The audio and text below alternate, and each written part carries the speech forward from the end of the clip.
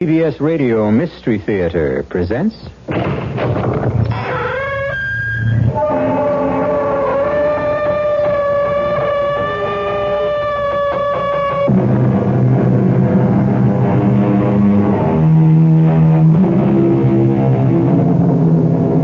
Come in. Welcome. I'm E.G. Marshall. And once again, I invite you to join me as we journey through a strange and mysterious landscape filled with the terror of the unknown. Come as you are. You already own all the necessary equipment. All you need is your imagination. You've heard it said, there is no such thing as the perfect crime, but don't you believe it. History is filled with perfect crimes. After all, isn't every unsolved murder a perfect crime? We have a perfect crime for you to consider. And the ironic part of it is the fact that the murderer had no intention of killing his victim. Indeed, he was completely unaware of his existence. I saw this guy, Katie. Yeah? He had the pistol in his hand. It was still smoking. I knew he did it. I had him dead to rights. Well, Stash, why didn't you make the arrest? Because I couldn't. You see a guy kill somebody, you're a cop, and you don't move in to make the arrest? I was scared. Scared, okay, but you could have called for help. No, they'd never believe me. Why? Because this guy's name is Aaron Burr. Oh, I don't care if his name is King Tut. Well, he's as dead as King Tut. Aaron Burr died in 1836. Then how could he have killed somebody this morning? He did, Katie. Believe me. He did.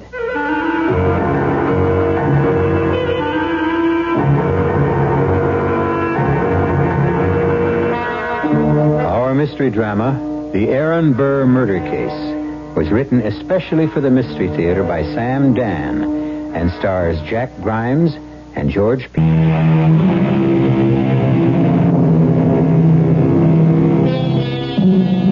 Our tale takes place in the Garden State of New Jersey, in the town of Weehawken.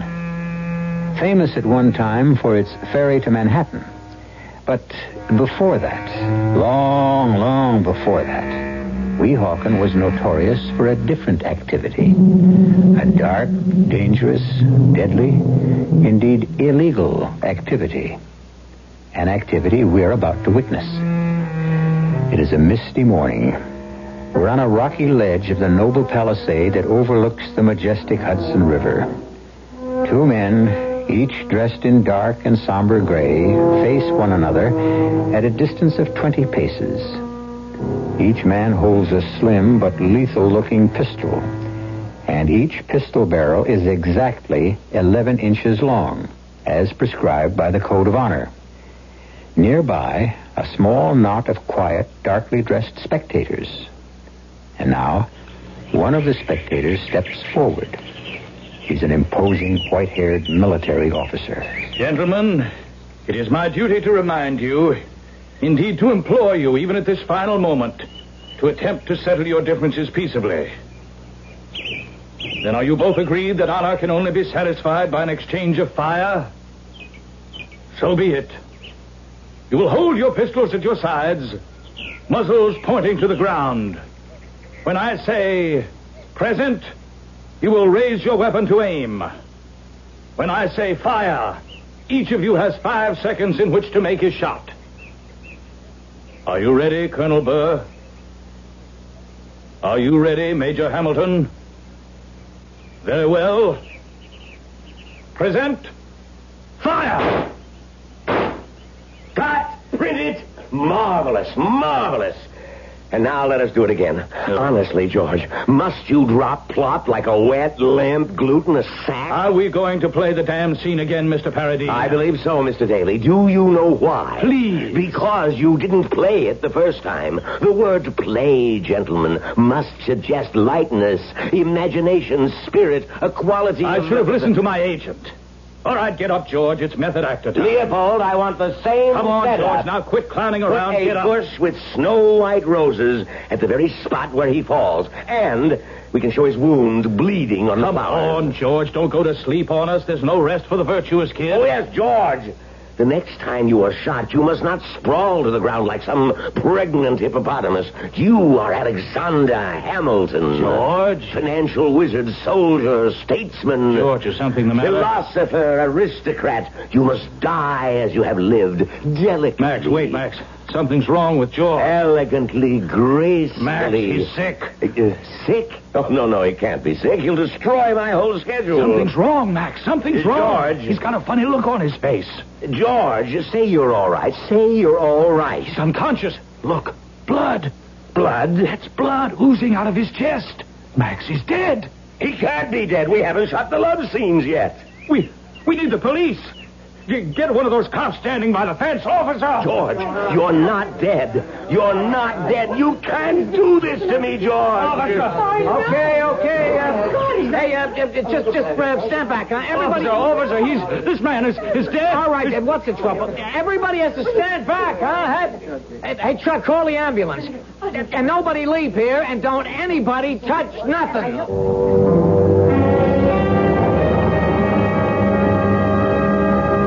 And, Lieutenant, he was lying on the ground.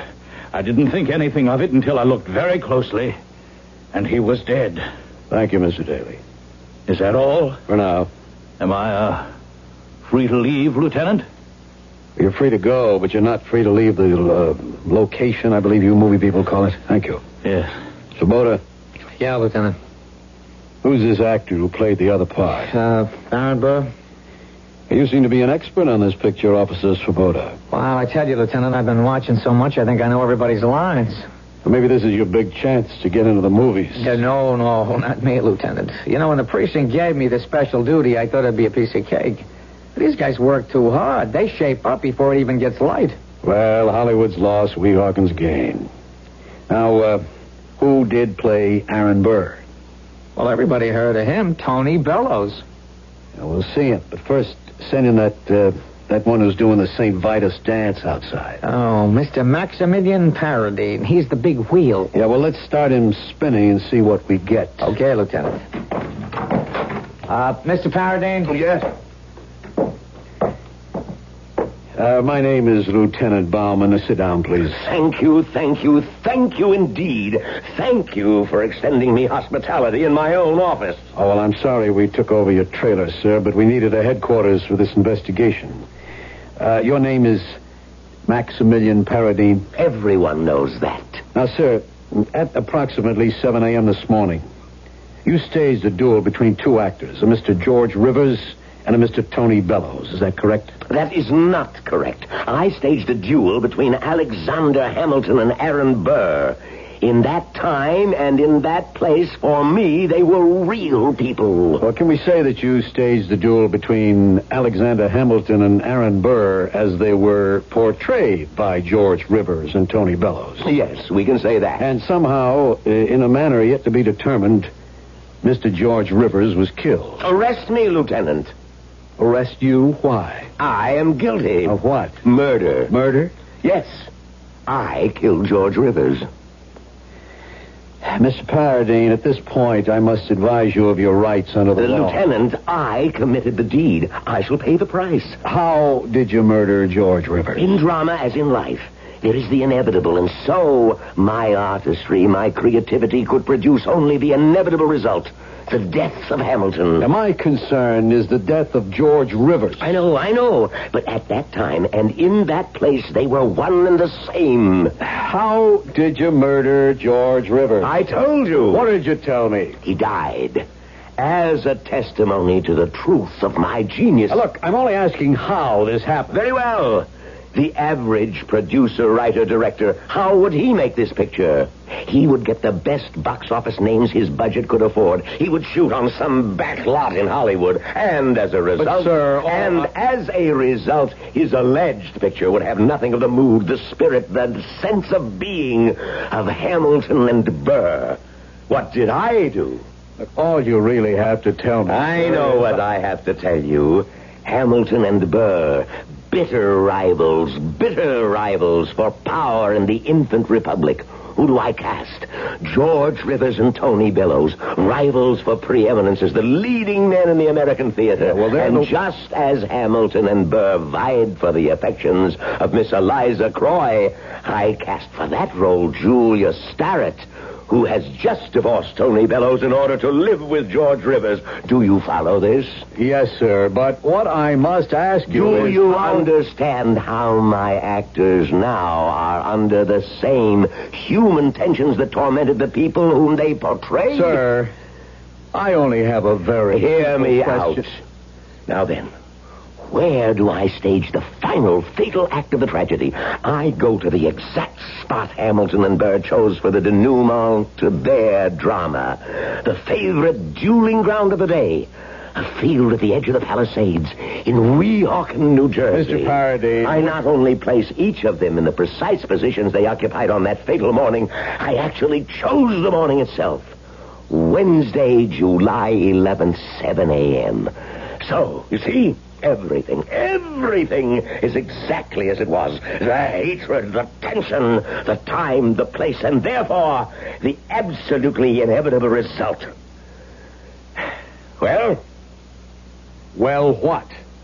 What is the procedure? I have just confessed to murder. What I'm waiting for you to tell me is how you killed him. How I killed him. He died because a pistol ball pierced his heart. Now, someone inserted that ball into the pistol that was fired by Mr. Tony Bellows. That someone is the murderer. Now, sir, is that someone you? No. Then you are not the killer. No one could have placed a ball into that pistol. Why do you say that? Because there is no place to put a ball and no way to fire it. How can you say... how can I say that? Simple. I provided these pistols myself. For all that they look authentic, they are only cap pistols. This is the pistol that fired the shot. Are you telling me it's not real? That's exactly what I'm telling you. I'm sorry, Mr. Paradine. This is an authentic pistol, and it has been fired. That's impossible, Lieutenant. Here, look. Let me show you why it... Yes? Lieutenant, this isn't the pistol that I gave it. It isn't the same pistol. It isn't the pistol I had the prop department make. Yep, yes, Lieutenant. Where'd you get this pistol? Well, it was lying on the ground, Lieutenant. Where? Well, near where Aaron Burr, Tony Bellows dropped it. It was laying there along with his cloak. This cloak? Yep. On the table? Yes, sir. I tell you, it was not the pistol that was used in the scene. Oh, I don't know, Lieutenant. That's the one I found near where Tony Bellows was standing, and this one here is the one George Rivers had. Now you can see. That's the make-believe pistol. There were two of them. If there are two of them, where's the other one? Well, I don't know. Kubota? Well, this fake one and this real one, those were the only two. Get this Tony Bellows in here. All right. Mr. Bellows? Mr. Bellows? He's not out there, Lieutenant. That's a real pistol. Look, maybe he's in his trailer, Lieutenant. Find him and bring him in here. Yes, sir. Lieutenant. What is it, Mr. Faraday? I don't know what to make of it. I don't know what to say. About what? This pistol. The name. Here, look. Read what's engraved. Where?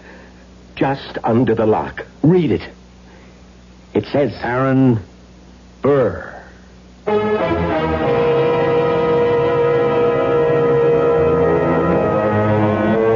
That's what it says. Aaron Burr. Well, you might say, if this is the exact spot, Aaron Burr might have dropped it there or lost it there many years ago, and that's what...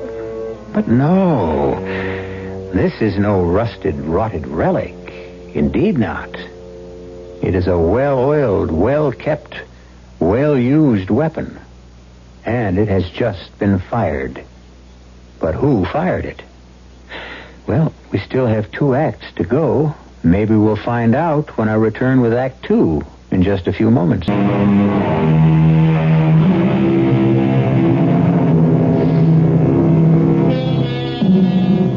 Mr. Maximilian Paradine, an authentic genius of the films, is shooting a motion picture on the duel between Alexander Hamilton and Aaron Burr. And shooting seems to be the literal word for it, since George Rivers, who plays Alexander Hamilton, fell to the ground dead. He is dead because Tony Bellows, who plays Aaron Burr, evidently did not fire the prop pistol, which is a harmless replica, but a real lethal weapon. To complicate the situation, there is a name inscribed on this real pistol. And what is the name? Yes, you're staying with us. It's Aaron Burr. You say, you've never seen this pistol before, Mr. Paradine? Well, how, Lieutenant? How could I'd like an answer, yes or no. Yes or no is an answer for small minds. To the best of your knowledge, Mr. Paradine, have you ever seen this pistol? No, never.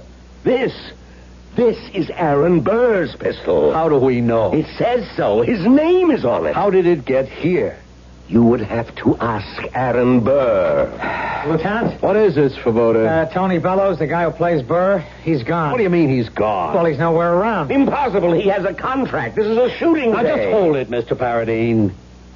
When was the last time you saw Mr. Bellows? When? Yes, when? When? We were doing the scene. The camera establishes Mr. Burr. That's Bellows. You must not destroy my concentration. Now, the camera pans to Mr. Hamilton, George Rivers, back to Mr. Burr, on Daly's command, present. He raises the pistol, camera to Mr. Hamilton. On him, the word fire. He falls, discharging the pistol. And where did Mr. Bellows go? Where? Yes, where? I don't know. You don't know? I wasn't concerned with him. I was watching Mr. Hamilton. George played the scene badly. Oh, it's a terrible thing to say about an actor. And if you quote me, I shall deny it. But the last scene he ever played, he played badly. This is Bauman. Get me the chief. Terrible way for an actor to die. Yeah, Bauman at the movie thing here. We wanted Tony Bellows. Material witness, at least. Disappeared. Ask the New York cops if they can pick him up for us. He's got an awful lot of questions to answer.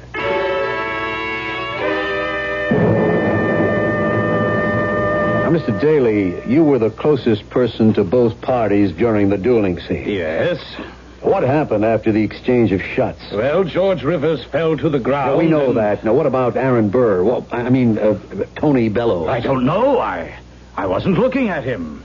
How does it happen that nobody was looking at him? Well, you see, the scene belongs to Hamilton. George Rivers. So nobody can tell me what happened to Tony Bellows. Did he say or do anything at all this morning that might have seemed unusual in any way? Well, I don't know. Oh, now that you mention it, I didn't see him until he was in place for the scene. Mr. Paradine, do your people have to report in or check in or shape up in any way? Well, there's a makeup call, but... But what? The camera wasn't going to be on his face today, so all that Tony had to do was be in costume and in place at 7 a.m. And this cloak was his costume? Yes. I, of course, designed it myself. It is known that I attend to every single detail. I permit others to take certain credits. But this is not the cloak. What do you mean it's not the cloak? This is not the cloak that was made for Aaron Burr to wear in the scene. Svoboda, where did you... Lieutenant, this is the cloak that was laying on the ground near where Tony Bellows was. The cloak and the pistol. Where else would it come from? Gentlemen, please pay attention. This cloak is made from a heavy wool material. I have never seen a material like this. Mine was a cotton because I wanted But, Mr. Paradine... And let me... Oh, no. Here it is. Inscribed below the collar. Look, read. Aaron Burr. Aaron Burr. Lieutenant, I am frightened. Miss Paradine, are you positive this is not the cloak? Lieutenant, may I show you something? Look, these stitches. And what about the stitches? Look at the stitches along every seam. Well? Not a single one of these stitches was sewn by machine. This is not the cloak that was worn by Aaron Burr this morning. Swoboda? Yeah, but it's the one I found. I mean, if it wasn't lying there, where would I get it? Lieutenant Bauman. Yeah. Where? Yeah, right now. Swoboda, you got a squad car out there? Yeah, Lieutenant. We're going across the river. The New York cops are holding Aaron Burr. I mean, Tony Bellows.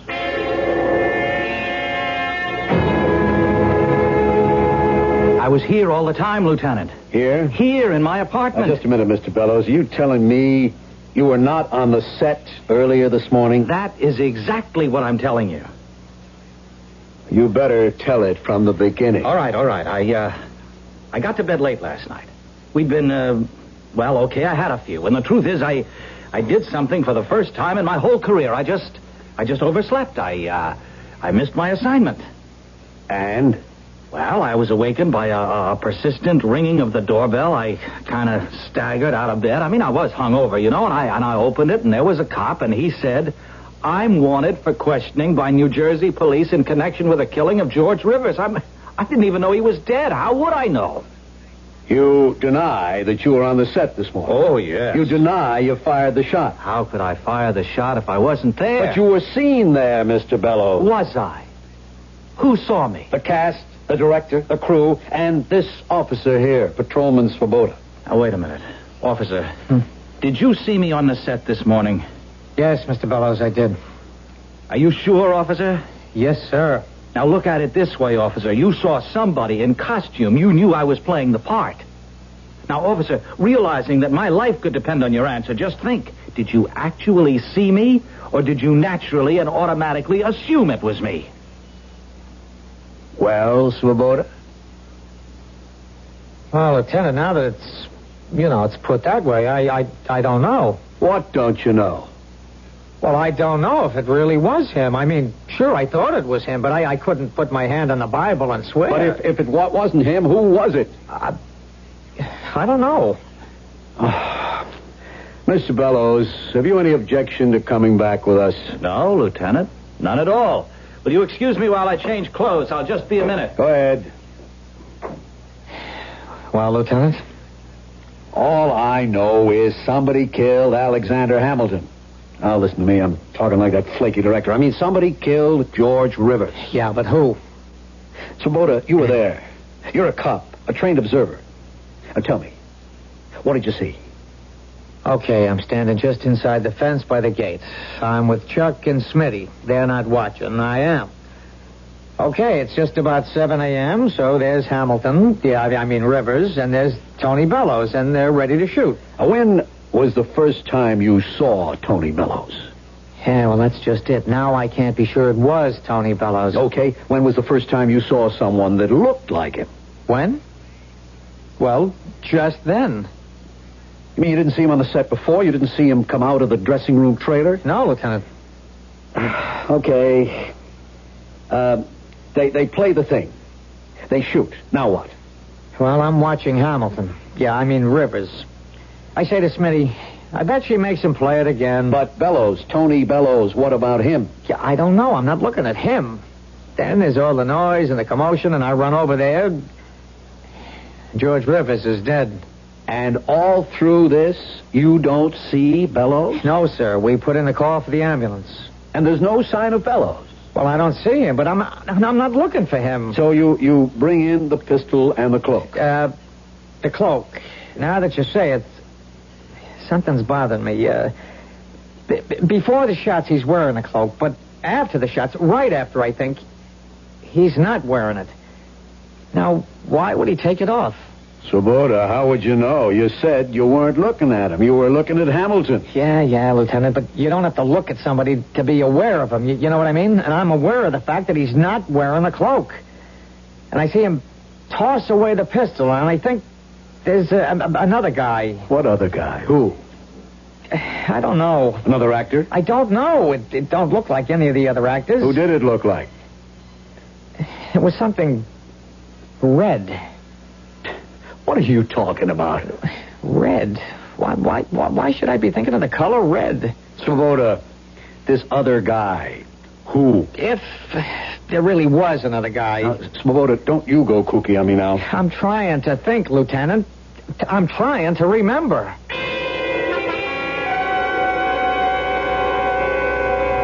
So, you kept your promise, Tony. What promise, Julia? When I decided to leave you, you swore you'd kill George. How about it, Mr. Bellows? Did you? I didn't swear. I merely threatened. And obviously he's kept his word. Oh, Lieutenant, did you ever say things in anger that could come back to haunt you? Did you threaten to kill him? Yes, I suppose I did. He killed George because it was the only way. What only way? The only way to get rid of him. Why would I want to get rid of George Rivers? Because it had become obvious to anyone with even the slightest knowledge of theater that George was the more accomplished, the more versatile, the better actor. That is not true. To call the silly, mannered posturings of George Rivers acting is the height of stupidity. And then, of course, there's me. I walked out on you and chose him. Do you think I'd commit murder for a little Okay, date? you folks have your fight some other time. Miss Tarrant, did you or did you not see Tony Bellows on the set this morning? No. And I have no further questions to ask you. But I have something to tell you, Lieutenant. Tony Bellows killed George Rivers. How could I kill him if I wasn't here? You were here even if I didn't see you. Who says so? I really don't know why we're having this kind of argument. There's a very simple way to find out.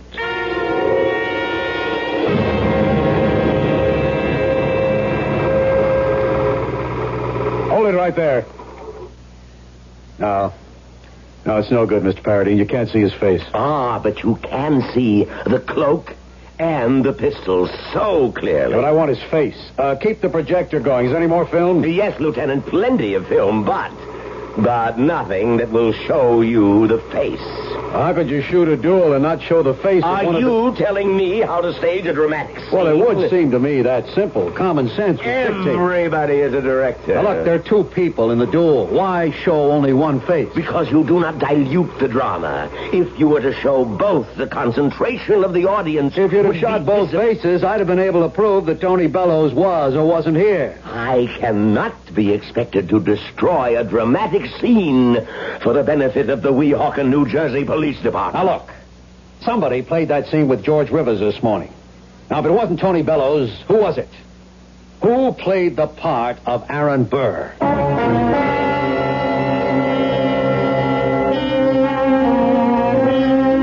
All right. Who? Let us be completely objective. Let us, as they say, review our options. First, despite what he says, it was Tony Bellows. Second, it was Aaron Burr. Yes, Aaron Burr, dead and gone these many years, but Aaron Burr all the same. Third, see if you can figure it. And I'll be back in a few moments with the third act to check you out.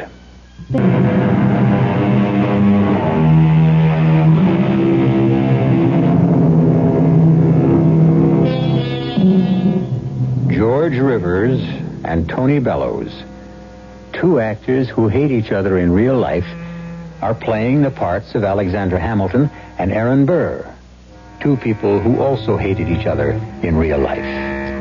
Comes the duel scene, and George, who plays Hamilton, is shot dead. Tony insists he wasn't there. But somebody played the part of Aaron Burr and played it for keeps. The question, who? I wasn't here, and that's why no one can say they saw me. All right. No one saw. No one remembers getting a good look at Aaron Burr this morning.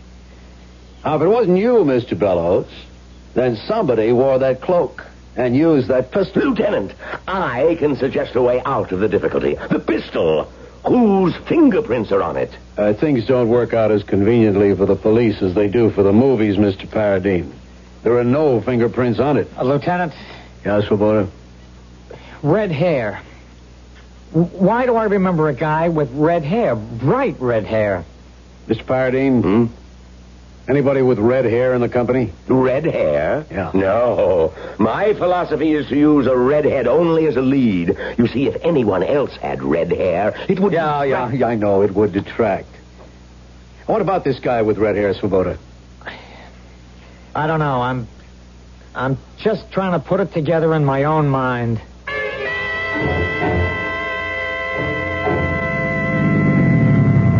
Well, thank you for the lift back to Manhattan, Lieutenant. We brought you over. We bring you back. Will I be wanted again for, Just keep yourself available. I see. Anything else you have to ask me? No. Well, thanks again for the lift. Yeah. How have you been getting back and forth from here to Jersey? Oh, there's nothing to it. By car, get onto the West Side Highway, into the Lincoln Tunnel, and there I am in Weehawken. And, how long does it take you? Oh, early in the morning, no traffic, 20 minutes. Oh, I think I see what you're driving at. I'm not driving at anything.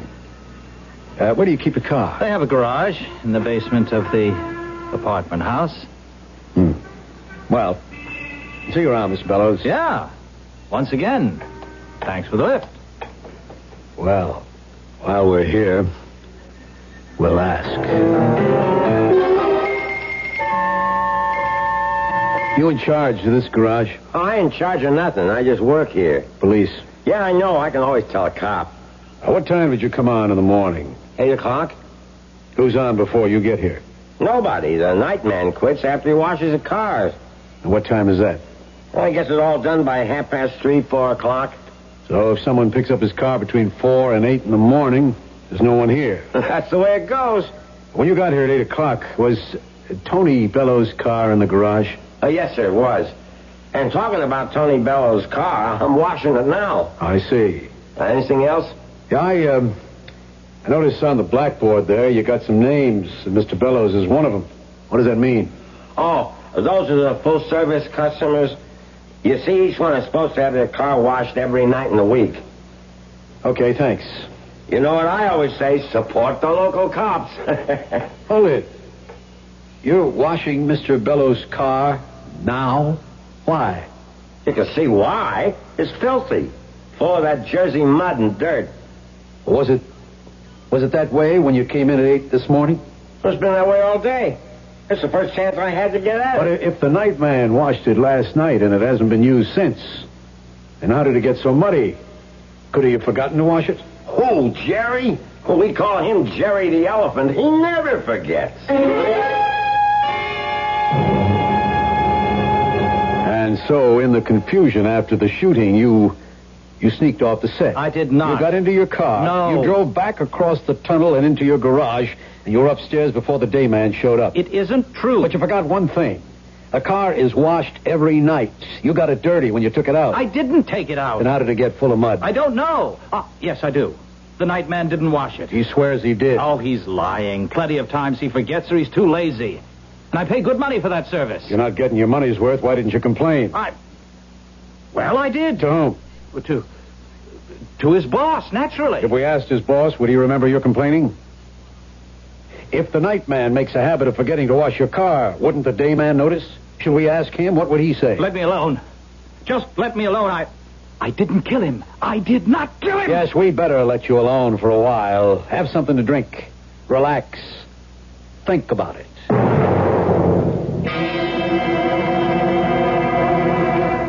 Mr. Swoboda? Huh? Oh, what is it, Mrs. Swoboda? Well, how does it happen you're not in bed? I wake up and there I am all by myself. Katie, I'm scared. Oh, what's the matter? I can't explain it. Well, try. Should I make coffee? No, love. Just sit here. I'm really scared. Oh, honey, you scared? Stash, you don't even know what that word means. I've been reading something in these books. Let me see those. The Life and Death of Alexander Hamilton. Hey, I thought you got out some books so you could finally study for the sergeant's exam. What's this all about? How did I know, Katie? How did I know? How did you know what? exactly how it happened. How what happened? How Burr killed Hamilton. I've been reading these books all about that duel, the reports, the eyewitness accounts, and they all agree on what I saw. Well, what do you think you saw? I saw Burr, Aaron Burr, just before the duel, while he was waiting, slip off his cloak. And then I remember the look on his face after he fired his pistol. Now, Stash. No, shush. He was scared. I guess he really didn't mean to kill Hamilton, and he just threw away the pistol. And he was about to rush over to where Hamilton fell, and this red-haired man stopped him. Stopped him? Just held him. And he then started walking Burr away. And? And that's all I saw. Nobody else saw a red-haired guy, but I did. And you know who he was? Who? All right, Burr has a second. You know, a guy to back him up, huh? Uh-huh. And this guy's name was Van Ness. And he had red hair. So? Well, what does that Do mean? you realize what I saw? I saw it exactly as it happened, as it took place on Wednesday morning at 7 o'clock on July 11th, 1804. I saw the real duel. And somehow the real Aaron Burr fired, and the bullet hit George Rivers, the actor. Oh. Katie, I saw it. Well, I'm not saying you It's didn't. the only way to explain it. The only way it could have happened. Stash, if the duel took place in 1804, how Look, could... Katie, it's like if you can duplicate all the exact conditions, you can maybe... Okay, Stash. Look, they're going to hang it on this Tony But, Bellows. darling, he did it. No, Katie. Aaron Burr did it. That's what happened. That's the crazy thing that happened. But what can you do about it? I got to tell Bauman. No, Stash, don't. But Tony Bellows is innocent. You tell that kind of story to Bauman. You know what they'll do? It doesn't matter. If you know the truth, you got to tell it. But you don't know it's the truth. All right, look, here in this book. You see what the guy writes? And when Burr saw that he had killed the precious enemy, he threw his pistol away as if it were a thing unclean and started to rush toward his fallen friend and foe. And only the red-haired Van Ness, who, fearing for Burr's safety, managed to spirit him away. So? That's what I saw. That's what I saw. How he threw away the pistol, how he wanted to run to Hamilton. That's what the man's writing about. And you say you actually saw Aaron Burr? It's the only thing that makes sense, Lieutenant. And somehow they were back in 1804. Yes, Lieutenant. And as the bullet flew from the real Aaron Burr's pistol, it somehow killed George Rivers. Yes, Lieutenant. Well, what do you suggest we do? We have to do something to help Tony Bellows. No, I mean, what do we do about you, Svoboda? Me? I can forget it. Forget it. You're a good cop.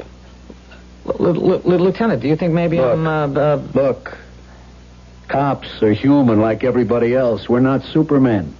But I'm not nuts. I saw it. I saw Aaron Burr. How are things at home, Svoboda? Oh, look, Lieutenant. It's tough to be a cop's wife, so sometimes a guy feels a lot of pressure. Lieutenant, everything is just great at home. And you take a lot of flack. People make remarks.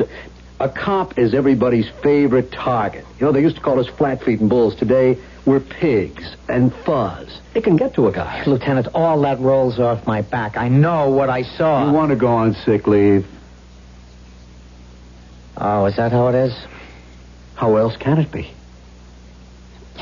Oh, okay. Say that Bellows did kill him. How can he expect to get away with it?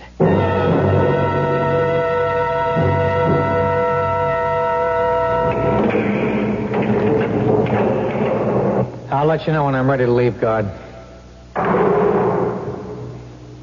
Well, what do you want? Who are you? Mr. Bellows, my name is Swoboda.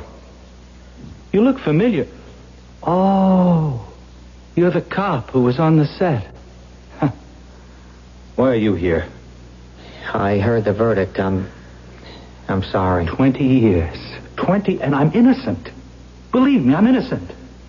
Why didn't anyone believe me? I believe you. You do? Oh, that's great. I want to help you. How? Maybe I can catch the real killer. Do you know who it is? Yeah. Who? Nobody wants to believe it. Well, listen, who is it? It's Aaron Burr. Aaron Burr? Yes. Oh.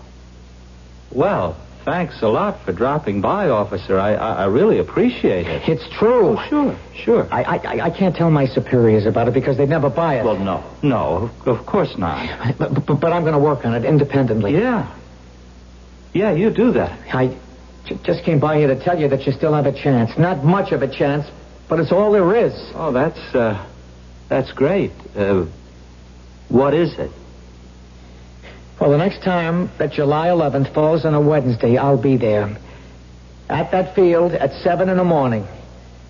And when Burr shows up for the duel, I'll try to arrest him for the murder of George Rivers.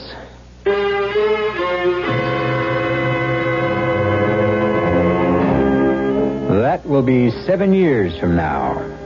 At that time, hopefully, we will bring you the story. After all, what is time? As the philosopher says, 'tis but a wheel that turns round and round, and it always moves backward in order to go forward. What we have seen, we shall see again. I'll be back shortly.